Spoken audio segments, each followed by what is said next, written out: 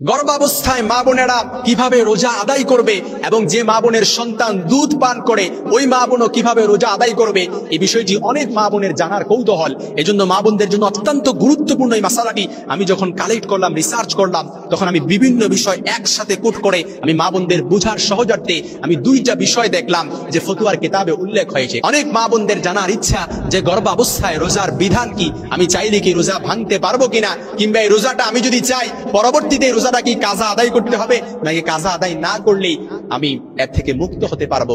দুগ্ধ পানকারিনী মায়েরও একই প্রশ্ন যে আমি কি করব। এজন্য এই বিষয়টি জানার জন্য আমি শেখ সালেহ আল উসাইমিন রাহিমাহুল্লাহর ফতোয়ার কিতাব আমি যখন দেখলাম, আল মুরতাফি আল ইনসাফ নামক গ্রন্থের মধ্যে বিষয়টি খুব সুন্দরভাবে কোট করা হয়েছে।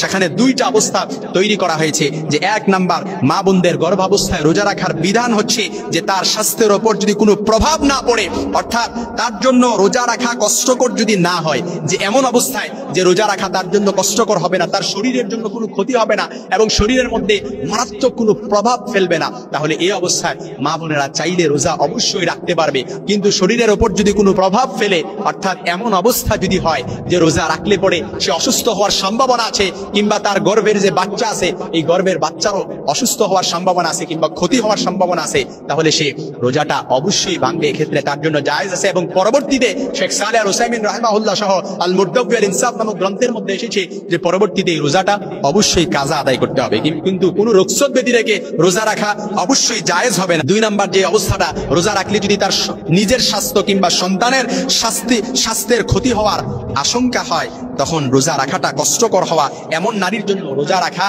অবশ্যই, তার জন্য রোজা ভাঙ্গা অবশ্যই জায়েজ আছে, কিংবা রোজা রাখতেও পারবে, চাইলেও ভাঙতেও পারবে, কোনো সমস্যা নেই। এমত অবস্থায় নারীদের জন্য বলা হয়েছে ফতুয়ার কিতাবে যে নারীর স্বাস্থ্যের এবং সন্তানের স্বাস্থ্যের যদি ক্ষতি হয়, তাহলে এমত অবস্থায় রোজা রাখা ওই নারীর জন্য হচ্ছে মাকরুহ।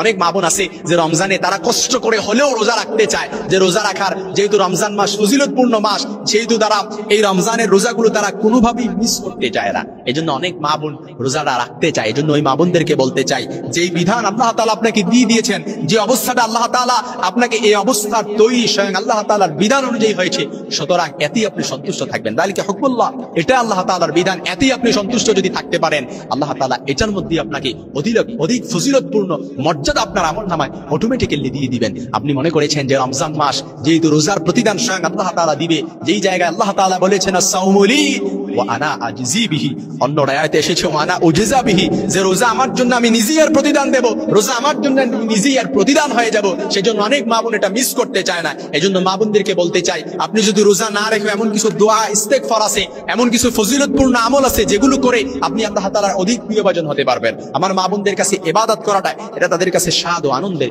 ইবাদত করাটা এটা তাদের কাছে অনেক সুখের, এটার মধ্যে তারা সুখ খুঁজে পায়। এজন্য আমার মা বোনদেরকে বলতে চাই, গর্ভাবস্থায় রোজার বিধান হচ্ছে দুইটি অবস্থা। আপনার শরীরের স্বাস্থ্যের ক্ষতির আশঙ্কা থাকলে আপনি রোজা ছেড়ে দিতে পারবেন, পরবর্তীতে এটা কাজা আদায় করবেন। আপনার সন্তানের স্বাস্থ্যের ক্ষতির আশঙ্কা থাকলে আপনি রোজা ছেড়ে দিতে পারবেন, তবে পরবর্তীতে এটা কাজা আদায় করতে হবে। শেখ সালেহ আল উসাইমিন রাহিমাহুল্লাহ এই ব্যাপারে বলেছেন, তবে রুখসত ব্যতি রেখে কোনো মা বোন যদি রোজা ভাঙে তার জন্য এটা জায়েজ হবে না। এই বিষয়টা অত্যন্ত গুরুত্বপূর্ণ এবং ক্লিয়ার আমার মা বোনদের জন্য আশা করি করতে পেরেছি।